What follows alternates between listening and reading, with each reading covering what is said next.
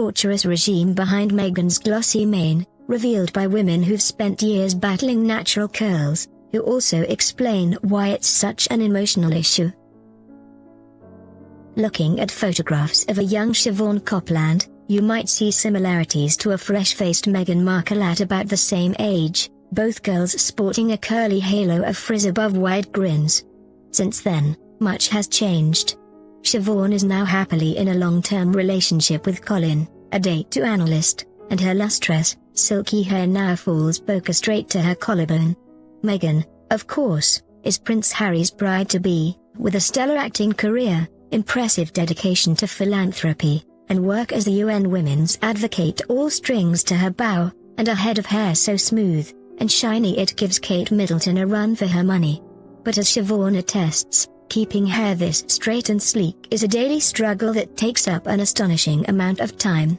Like Siobhan, who has an English mother and a father from Grenada in the Caribbean, Meghan is proudly mixed race. Her father is Caucasian and her mother is African American, and since her teenage years has undergone a rigorous hair straightening regime.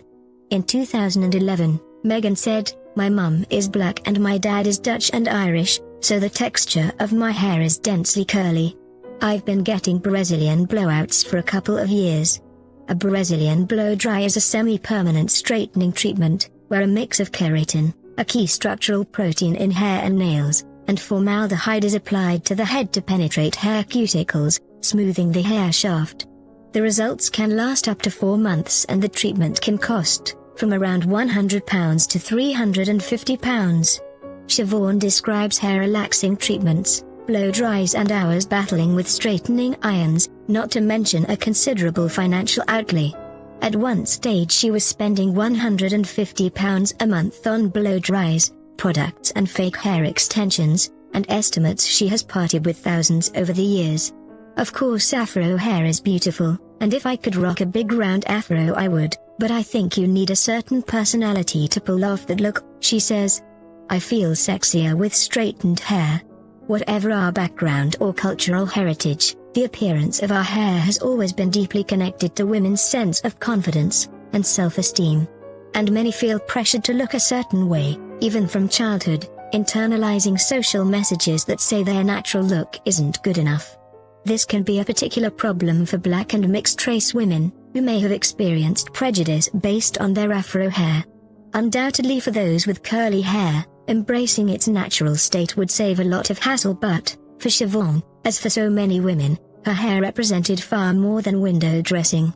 It was a means of self-expression, of changing how she felt about herself. Her earliest memory relating to her hair is a painful one. She recalls being 5 when her mother laughingly started calling her mothball head, while trying to brush out her thick curls.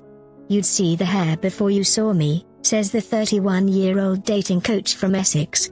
"When I comb it out I still look like a lion." My mother, who is English and Irish, struggled to brush it. She would be vicious, raking through it, with me in tears. My head was always bruised.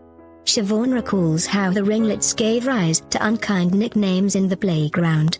"I used to wear my hair in a high curly ponytail, and was nicknamed Pineapple Head by a boy at school," she explains. "I didn't think I wasn't beautiful, but I was aware there was something about me that made me different. I grew up in East Ham, a multicultural area of East London, but there was no one else in my primary school class who had hair like mine. Everyone else had long, blonde silky hair. I remember my first crush with another mixed-race boy. I really thought I was in love with him, but he went for the girl with the long blonde hair. I thought it was because she had nicer hair." These incidents left a deep mark. So, at 13 years old, with a bit of a prod from her mother, Siobhan had her hair relaxed for the first time, a process whereby chemicals are applied to hair to change its structure and relax the natural curl. The results can last for months, but it takes hours and can cause scalp burns. Siobhan bought a chemical relaxer, hung her hair over the bath at her aunt's house, gritted her teeth and set to work. It burned her scalp, took hours and the chemicals smelt fishy. But she says it was worth it. "Finally, my hair blew in the wind. I suddenly became popular with boys. I had new hair and a new confidence." She recalls how she would hide her hair's natural state from her boyfriends. She describes an episode in her 20s, when her mother gave the game away by lambasting her for using hair extensions to make it look straighter. It was a moment of total humiliation, she says. Now, however, her partner Colin sees her with her hair straight, curly and anything in between and is a fan of the natural look. Semoy Lee Pow from Enfield has sacrificed a lot in pursuit of straight hair. The former healthcare assistant used to spend 3 hours every 2 weeks painstakingly washing, straightening and blow-drying her mane into submission, then avoiding moisture like the plague to make the results last. I would do it at home, taking breaks when I got too knackered. Other girls say my hair is so beautiful, but I say, no, it's not. You don't know the stress I go through to get it to look like this. But the feeling it gives her walking down the street is, says Semoy, worth the effort. She started straightening aged 16 to look more polished for office jobs, and never stopped. With curly hair I just don't feel confident. There were times when, if I couldn't get to blow dry, it would really upset me. Hair has always been a big thing in our family. My father is half Chinese and Trinidadian, and my mother has Indian and Portuguese ancestry. When I was small my mum's main thing was giving me ringlets, which drove me crazy. Now she has professional blow dries twice a month, costing £60, as chronic pain has stopped her performing the ritual herself. She also tried Brazilian blow dries. But her 21-year-old daughter, Rihanna, has Afro-Caribbean hair and forgoes straightening treatments, a fact that's making Semoy feel differently about the practice, and given her a sense that society is changing, too.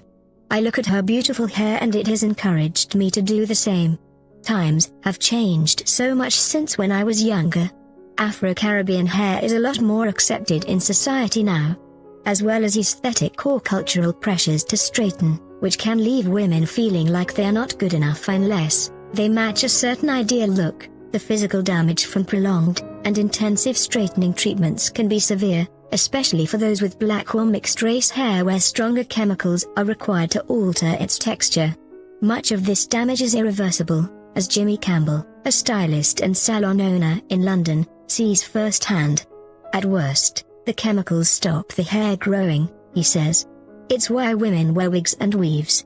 Look at someone like Naomi Campbell. She has no hairline.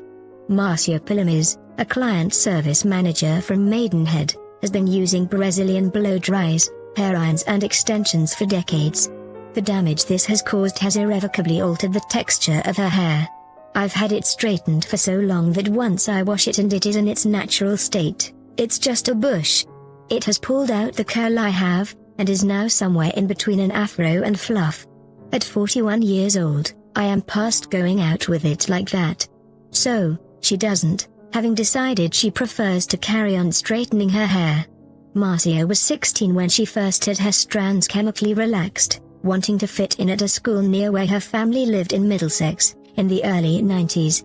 With an English mother and West Indian father, she says her afro attracted and welcome attention. There were only a few mixed-race people at my school. It was a time when there was racism. Chemically straightening my hair was a way to fit in. Although she says she didn't suffer too much racial abuse, there was the odd comment that cut to the bone. When I was 11, I got the whole go back to where you came from thing. It gives you a complex. Throughout your teenage years it can affect your sense of self, of how you look and who you are. School was just easier to deal with having straight hair.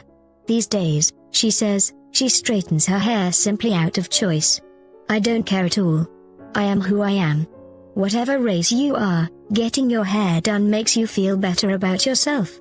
When it's freshly done it gives you a psychological boost. There will be a point when I will stop, but right now it is something I do for myself. As society is today, a lot of girls want to conform to what's in the media, but that's never been me. For Hilary Shake, a retail assistant from southwest London, anything less than perfectly straight hair feels like a compromise. For 35 years she has kept her naturally curly hair sleek and smooth at a cost of around £1,200 a year. It makes me feel beautiful and look younger. When I have it straightened people forget I am an old lady. While Meghan continues to fly the flag for iron flat hair, elsewhere there is a growing movement of women deciding to go natural. Amir Delijani, A hair technician from celebrity salon Daniel Hirschson, specializing in Afro-Caribbean hair, has seen a sea change when it comes to curls versus smooth and straight. There has been a real drop in people using chemical straightening, and more young ladies are going from the natural look, especially if their hair is curly or afro. They don't mind the free frizz look. It doesn't matter if hair isn't straight and smooth any longer. It's a lot down to fashion. In the late 60s and early 70s, the first hair relaxers, permanent or semi-permanent chemical straighteners, took off in the US, because they were the latest thing and people are attracted to change. Now people are looking for something different. And there is a groundswell of support for positive messages around black and afro hair. Initiatives such as Project Embrace, a campaign to stop women altering their natural hair, are calling for more afro hair to be used in advertising campaigns. In November last year, Oscar winner Lupita Nyong'o received a public apology from a magazine, after it airbrushed and smoothed a front cover image of her hair, without her permission. The same had happened just a month before when pop star Beyoncé's sister Solange, also a singer, objected to her hair being touched up on another magazine's front cover. Every woman knows that hair is a great deal more than face-framing strands of keratin. For Siobhan Copland, some persuasion from her partner and a confidence born from entering her 30s mean she has learned to accept her natural curls. Having a 1-year-old daughter, Bella, has also left little time for straightening. But more than that, she wants to set a good example. I tell Bella every day I love her curls. I hope she will grow up always loving hers, and I definitely won't be taking her to get it relaxed. I want her to feel confident in her natural state. Every young girl I see on social media looks the same, a bunch of Barbie dolls, with long, smooth hair, small waists and nose jobs. That wasn't happening when I grew up. It's really sad. We should look like individuals. I would hate for Bella to grow up thinking she had to look a certain way. Now I am a lot more relaxed about my hair, as I'm with someone who accepts me and my natural beauty, whether that's a lion's mane or sleek and shiny.